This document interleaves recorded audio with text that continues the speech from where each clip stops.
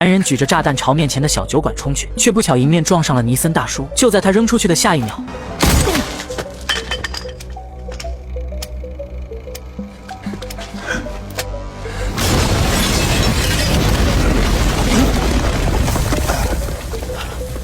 自从妻子去世之后，尼森大叔便搬来到了这里。他的邻居是个独自生活的优雅老太太，喜欢种些花花草草。两个孤独的灵魂聚在了一起，他们相互陪伴，经常坐在一起共进晚餐，生活好不惬意。直到这天，一伙爱尔兰共和军的残兵闯入了小镇，给这个原本安逸的小镇带来了危机。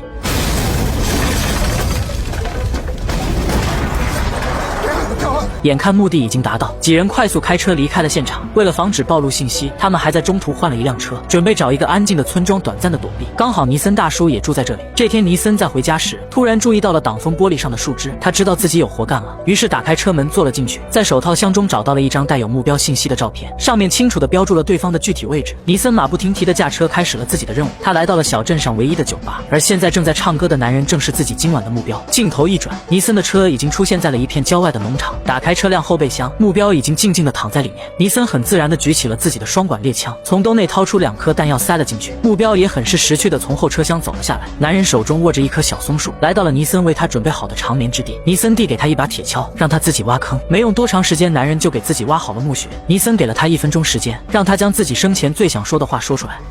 I had a fierce temper as a lad. Did my share of killing. I knew that there was no going back to what I'd done. But one day I decided that whatever was left of my withering soul shouldn't be wasted, so somehow I blew that black cloud away, became part of the community, did what I could for those around me. You know, this is where it ends for people like us.尼森似乎被对方的这一番话所触动，但他还是没有心软，依旧扣动了手中的扳机。临走前，尼森将那棵小松树种在了坟头，成了男人最孤独的守护者。完事后，尼森找到了自己的经纪人，拿取自己报酬的同时，也告诉对方自己想金盆洗手。经纪人一脸诧异，他不明白尼森为什么会做出这样的决定。尼森没有解释，只是说以后自己的任务可以交给另一名杀手凯文去做。随后便驾车朝家里赶去。这一刻，尼森感觉到了从未有过的轻松。他将陪伴自己大半辈子的枪摆了起来，清理掉后院的杂草，打算开始一段新的生活。这天下午，尼森在村头溜达，看见了在桥头钓鱼的邻家女孩，于是上前和对方闲聊，还贴心的掏出手帕帮女孩护住手指。但就在中鱼的那一刻，女孩的渔具意外掉入了水中。同一时间，尼森注意到了小女孩脖子上的淤青，可他想要询问怎么回事时，小女孩却紧张的跑开了。尼森大叔追了上去，并将小女孩送回了自己的家中。但刚到门口，女孩就慌张的让尼森赶紧离开。尼森还没弄清楚怎么回事，屋内突然走出一个酒气冲天的男人，他是小女孩的叔叔。看男人满嘴的污言秽语，尼森也没有给他好脸色，而是转身离开了这里。提着食物的男人回到了自己的住处，而躲在这里的人正是昨天在城中制造爆炸的那群爱尔兰共和党的残兵。第二天一早，尼森带着新鲜的牛奶和面包再次来到了女孩玛丽的家中，看到女孩正一个人坐在一旁发呆，尼森走了上去，却看到玛丽手中正把玩着一颗子弹。 Where did you get this? Did your uncle give you this? He's not my uncle. Why did he give this to you, man? Does it got something to do with these bruises on you? 就在这时，昨天来他家拿食物的那个男人又来了。看到男人的身影，玛丽很是紧张地躲进了屋子里，而他的母亲也一脸不情愿地将一筐食物给了男人。男人则毫不客气地端起食物转身离开。Old friend. You can pick your friends. You don't get to choose your bloody in-laws. 从女人的口中得知，自己的哥哥娶了男人的妹妹，但哥哥在结婚不久之后就被人杀了。女人很讨厌这个男人，但是为了哥哥的颜面，她还是选择了接济男人。等到女人离开之后，尼森便驾车找到了经纪人，并说自己愿意出钱，让经纪人帮自己干掉折磨玛丽母女的男人，还将那枚子弹给了对方。经纪人在看到子弹之后就明白了对方的身份。Besides, it could be IRA.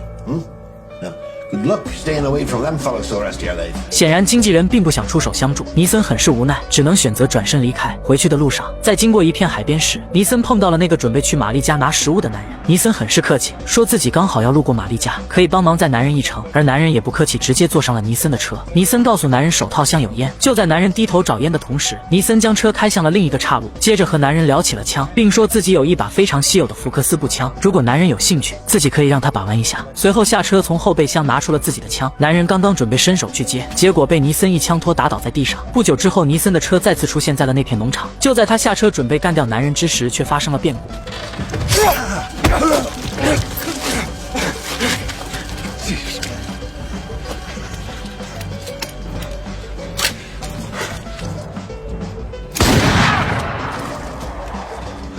尼森从水坑中捡起子弹，在身上擦掉水渍，随后举枪走向男人。此时的男人吓坏了，开始不停地向尼森求饶，但尼森却丝毫不为所动，装好子弹就准备干掉男人。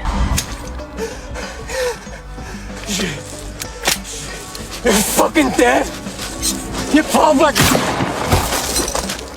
开枪之人正是另一名杀手凯文。原来经纪人怕尼森出意外，所以派凯文过来帮助尼森。还好对方来得足够及时。男人整整1天没有消息，让躲在这里的剩余同伴非常紧张。他们认为男人很有可能已经被逮捕。领头的女人也打算出门寻找，因为失踪的男人是自己的亲哥哥。可当来到仓库拿枪之时，却发现枪里少了1颗子弹。女人并没有多想，她知道哥哥喜欢游泳，于是便来到了海边，但却没有任何发现。为了找到哥哥，女人只能联系共和党在当地的负责人。负责人将尼森经纪人的位置告诉了女人，说也许他可以帮得上忙。很快，女人就驾车来到了经纪人的家中。经纪人在听到引擎声后，紧张地打翻了咖啡，而那枚子弹也在慌乱中掉到了地上。女人毫不客气地走进了经纪人的房间，开口就问经纪人有没有办法找到哥哥。经纪人还算仗义，并没有出卖尼森的下落。可就在女人准备离开之时，却发现了掉在地上的子弹。她捡起子弹，掏出手枪，刚好能够完美地装回去。I have nothing to do with me. Who then?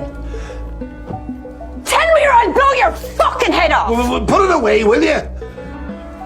眼看事态已经到了无法收场的地步，经纪人只能将尼森的名字告诉了对方。可女人并没有放过经纪人，还是开枪将他送走。很快，凯文就找到了尼森，并将经纪人被杀的事告诉了尼森。随后，两人马不停蹄地来到了经纪人的家中，将他们之前执行过任务的所有资料全部烧毁。而另一边的女人和同伴来到了一家杂货店门口，同伴假装是尼森的远房侄子，希望打听一下尼森的住址。因为镇子很小，所有人都相互认识。同伙顺利从杂货店老板的口中得到了尼森的住址。很快，几人就来到了尼森的家中，但此时的尼森并不在家，他们打算留下来等待尼森自投罗网。而在处理完经纪人那边的事情之后，尼森也准备返回家中，可刚到门口，他就注意到了自己家进了人。于是凯文将车辆停到了一处土包后面，两人随后爬上了土包，开始远距离观察尼森家的情况。作为杀手，两人都非常谨慎，迟迟没有出手。直到第二天一早，等在家里的几人终于有些着急了。女人顺手提起靠在墙边的棒球棒，出门对着尼森的车抡圆棒子就是哐哐一顿猛砸。剧烈的声响惊醒了睡梦中的尼森，女邻居也被这突如其来的响动惊醒，随后走出门来查看情况，却看到有人正在砸尼森的车。而女人在看到尼森的邻居之后，也转身走了过去。她告诉老太太少管闲事，离开前还一拳将老太太打晕。这一幕让尼森很是揪心，恨不得冲下去给对方2电炮。等到对方离开之后，尼森和凯文合力将老太太送回了房间，并打电话呼叫了医生。随后来到了镇上的杂货部，买了一份报纸，刚好看到了3人已经被通缉的事。同一时间，老警长走了进来，两人闲聊之余，警长告诉尼森，这起案子已经惊动了上面，很快就会有人来专门负责此案。随后，尼森来到了镇子上的球赛现场，果然在这里看到了那几名通缉犯的踪迹。尼森专门将女人引诱到一处角落，他试图说服女人休战，因为双方都死了人，算是扯平了。可女人却不愿意，声称一定会为哥哥报仇的。而尼森也没有多说，只是约女人晚上在小酒馆见面，他会给对方一个交代。还没等女人反驳，他就突然被一名醉汉撞了一下。等他再次回头，已经没了尼森的踪迹。回家之后，尼森将自己的小猫送给了玛丽，他希望玛丽能够认真照顾小猫。两人还一起给小猫取了名字。晚上见面之前，尼森将自己这么多年的所有积蓄都给了凯文，这是自己的战争，他让凯文不要参与，并希望凯文能用这笔钱来实现自己的梦想。他还年轻，不要再继续干这份工作了。凯文似乎听进去了尼森的话，缓缓地上了车。夜幕降临之后，尼森走进了小酒馆，和老警长坐在一旁的角落聊天。而不久之后，对方也走了进来。老警长走出门抽烟，却和提着炸弹准备进门的另一人碰上了面。他只是回头多看了一眼，但并没有多想。但就在他刚点着烟时，却注意到了停在路边的车。这辆车和车里的人从来没在小镇上见过。老警长不动声色地返回了小酒馆，他仔细打量着小酒馆中的情况，突然在角落注意到了刚刚那个提公文包的人就坐在那里。尼森从卫生间走了出来，打算过去和女人碰面，没想到已经走了的凯文却突然出现在女人面前，并让女人跟自己去后面。结果女人抬手就给了凯文一枪，瞬间整个小酒馆枪声四起，乘客也在慌乱中四散逃跑。尼森凭借精准的枪法率先击倒一人，而警长也趁着人群慌乱之时将放有炸弹的手提包带了出来。这一幕刚好被躲在车内的另一名同伙看到。就在警长打算带着炸弹离开现场之时，却被另一名同伙一棒子抡倒在地。此时的女人还在不停地朝尼森输出，而倒在地上的凯文则毫不犹豫地给了他一枪。外面的同伙看情况不对，直接举着炸弹就冲了过来，结果下一秒